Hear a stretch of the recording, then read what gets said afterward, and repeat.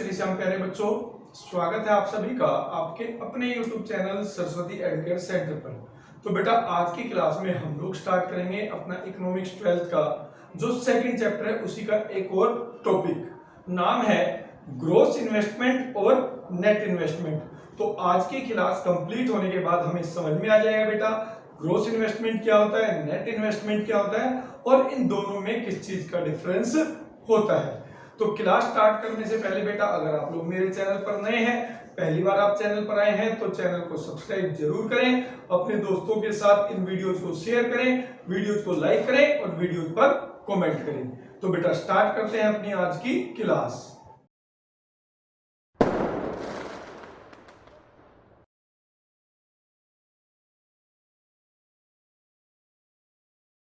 तो बेटा अब बात करते हैं इन्वेस्टमेंट की।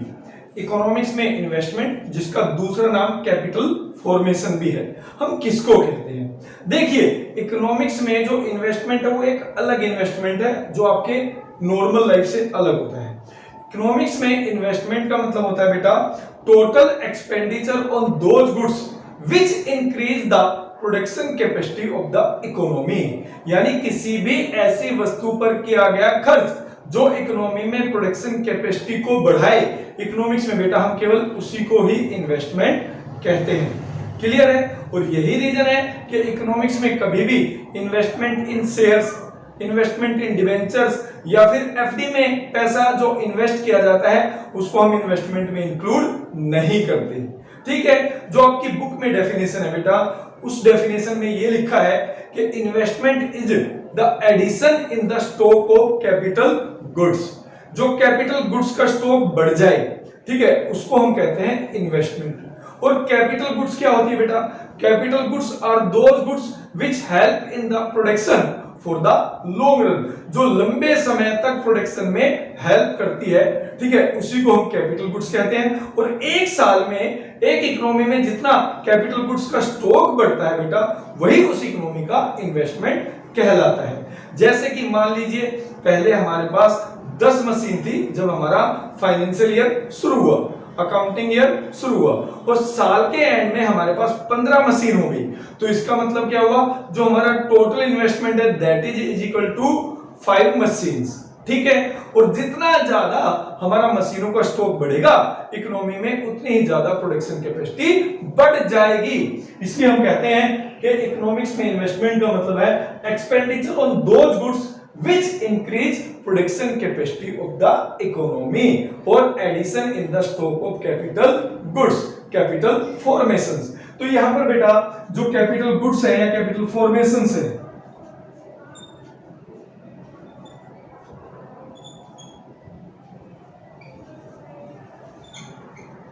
इसमें दो चीजें आती है बेटा। एक आता है फिक्स्ड कैपिटल फॉर्मेशन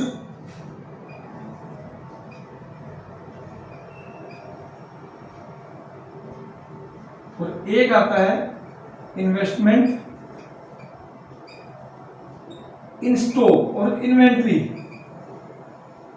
यानी जो इकोनॉमी में हम टोटल इन्वेस्टमेंट करते हैं बेटा वो इन दो तरीके के इन्वेस्टमेंट से मिलकर बना होता है। फिक्स कैपिटल फॉर्मेशन का मतलब वही कैपिटल गुड्स, ठीक है, जैसे कि मशीन,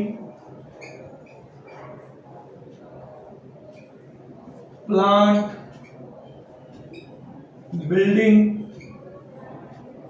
जितना ज्यादा हमारा इनका स्टॉक बढ़ेगा इकोनॉमी में उतनी ज्यादा इकोनॉमी में प्रोडक्शन कैपेसिटी बढ़ जाएगी। और इन्वेस्टमेंट इन स्टॉक मतलब इन्वेंट्री, इन्वेंट्री में स्टॉक में किया गया इन्वेस्ट। जितना ज्यादा इकोनॉमी में स्टॉक में इन्वेस्ट किया जाएगा बेटा उतनी ही ज्यादा इकोनॉमी में प्रोडक्शन कैपेसिटी बढ़ जाएगी। और वो सारे खर्चे जो प्रोडक्शन कैपेसिटी को बढ़ाने के लिए किए जाएं उसको हम बेटा इकोनॉमिक्स में इन्वेस्टमेंट कहते हैं। ध्यान रखना है आपको ये सारी बातें। साथ साथ ये भी ध्यान रखना है कि जो आपका फाइनेंशियल इन्वेस्टमेंट है यानी शेयर्स या डिबेंचर्स या फिर बैंक में एफडी में किया गया पैसा इन्वेस्ट, वो हमारी इकोनॉमी में इन्वेस्टमेंट का पार्ट नहीं होता है, उसको हम इकोनॉमिक्स में इन्वेस्टमेंट नहीं मानते। क्लियर? अब बात करेंगे टाइप्स ऑफ इन्वेस्टमेंट की। तो बेटा दो तरीके का इन्वेस्टमेंट होता है, एक होता है ग्रोस इन्वेस्टमेंट और एक होता है नेट इन्वेस्टमेंट। एक होता है ग्रोस इन्वेस्टमेंट और एक होता है नेट इन्वेस्टमेंट। ठीक है, अब ग्रोस का मतलब क्या होता है समझिए। हम लोग एक साल में जो मशीन्स पर खर्च करते हैं, अपने कैपिटल गुड्स पर खर्च करते हैं, वो किस लिए करते हैं बेटा? हम लोग दो पर्पज के लिए, ठीक है, ड्यूरिंग अ ईयर हम फिक्स कैपिटल पर खर्च करते हैं, मशीनों पर खर्च करते हैं। मशीन का एग्जांपल लेकर चलते हैं, ठीक है। अब यहाँ पर जो मैंने मशीनों पर खर्च किया, किस लिए किया होगा? पहला, अपनी प्रोडक्शन कैपेसिटी को बढ़ाने के लिए, अपनी प्रोडक्शन कैपेसिटी को बढ़ाने के लिए। जैसे मेरे पास पहले से 10 मशीन थी, 5 मशीन मैंने और परचेज कर ली, तो जो मैंने 5 एडिशन किया है वो किस लिए किया है? ताकि मेरी प्रोडक्शन कैपेसिटी बढ़ जाए। क्लियर है? दूसरा जो हम मशीन पर खर्च करेंगे वो किस लिए करेंगे बेटा? अपनी प्रोडक्शन कैपेसिटी को मेंटेन करने के लिए, अपनी प्रोडक्शन कैपेसिटी को मेंटेन करने के लिए। जैसे हमारे पास जो 10 मशीनें थी, तो उनमें से जो 2 मशीन है बेटा वो अब बिल्कुल खत्म हो चुकी है, अब उनको हमें रिप्लेस करना पड़ेगा। तो यहां पर हम 2 मशीन और खरीदेंगे। हम यहां पर कितनी मशीनें और खरीदेंगे? 2 मशीनें और खरीदेंगे।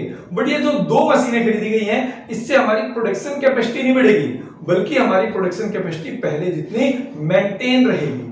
ठीक है, तो यहां पर हमने जो इन्वेस्ट किया मशीन में, वो 2 पर्पज से किया बेटा, और उन दोनों पर्पज को मिला के बनता है gross investment to increase production capacity.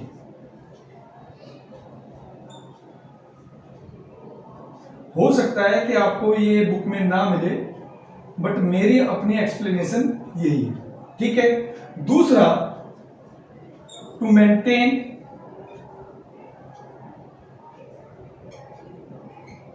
Production capacity.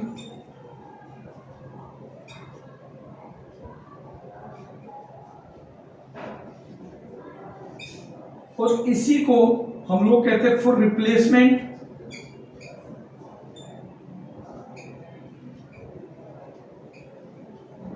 Of machine. यहां हमने किस लिए परचेज की है? रिप्लेसमेंट ऑफ मशीन के लिए की है। जो हमारी पुरानी मशीनें खराब हो गई थी, ठीक है, अगर हमें प्रोडक्शन कैपेसिटी सेम रखनी है तो उनको हमें रिप्लेस करना पड़ेगा, तो उसको कहते हैं टू मेंटेन प्रोडक्शन कैपेसिटी।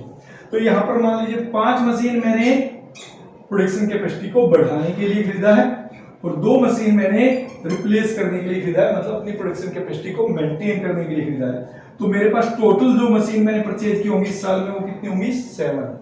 तो 7 क्या है? It is the gross investment which I made during an accounting year, addition in the stock of capital goods during an accounting year. ठीक है, टोटल जो एडिशन है वो क्या है बेटा? 7 है। क्लियर है? वो कितना है? 7 है। बट नेट इन्वेस्टमेंट में हमारा केवल क्या आता है? Total expenditure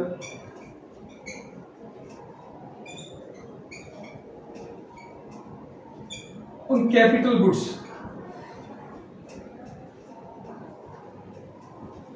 which increase production capacity, उसको हम कहते हैं नेट इन्वेस्टमेंट। ठीक है, नेट तो बेटा केवल वही होता है जो एक्चुअल में हमारी इकोनॉमी में प्रोडक्शन कैपेसिटी बढ़ाने के लिए किया गया है, और वो कितना है? 5 है। वो कितना है? 5 है। यानी जो 5 मशीनों पर हमने खर्च किया है वो किस लिए किया है? प्रोडक्शन कैपेसिटी को बढ़ाने के लिए किया है, तो वो हमारा नेट इन्वेस्टमेंट है। और ग्रोस इन्वेस्टमेंट कितना है बेटा? 7। तो हमारा जो नेट का फॉर्मूला बनता है बेटा, नेट इन्वेस्टमेंट का, वो बनता है ग्रोस माइनस रिप्लेसमेंट कॉस्ट,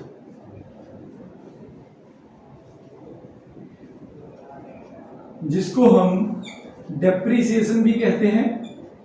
ठीक है, जिसको हम कंजम्पशन ऑफ फिक्स कैपिटल भी कहते हैं।